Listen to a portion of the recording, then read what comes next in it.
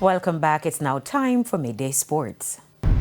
West Indies head coach Darren Sammy says the Australians can expect a fight as the Caribbean men look to avoid a 3-0 series whitewash with the final game at Sabina Park starting on Saturday. The Australians hold a 2-0 series lead after comfortable wins in Barbados and Grenada inside 3 and 4 days respectively. On both occasions, the Windies' second innings lasted a little over a session as they were bowled out for 143 and 141 respectively.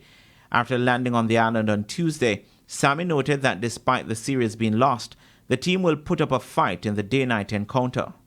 Team culture, team atmosphere, team confidence is still there. Yes, the results have not gone our way, but we're not a team that don't believe in ourselves. We've been able to compete first 2 days in both test matches.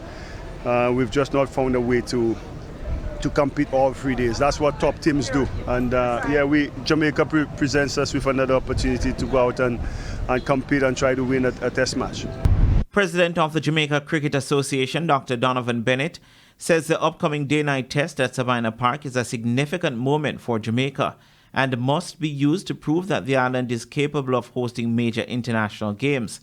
The game will be the first pink ball contest at Sabina Park and only the second such international in the region, and marks 10 years since the Australians last played a test in Kingston.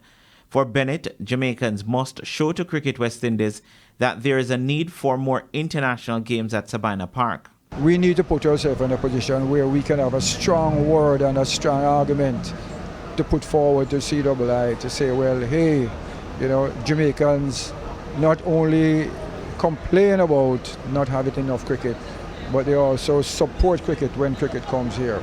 Because, the economics of the situation is real. CII needs to make money to promote the game.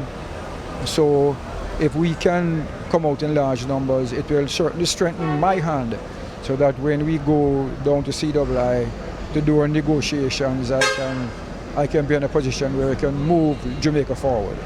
Finally, the RGR Gleaner Group made it a perfect 4 wins from 4 and were the most dominant team at the Leela Robinson Courts on Tuesday as they clobbered National Housing Trust B 34-12 in their Business House Open League contest. In other games, Hawkeye Securities had a comfortable 21-14 win over ATL in their match. Scotia B were also winners on the night, getting the better of MOHW by a score of 24-19. First-time entrants Ibex have taken little time to find their footing in the league after recording their third win from as many games, and KPMG led all 4 quarters in their 22-11 win over TAJ.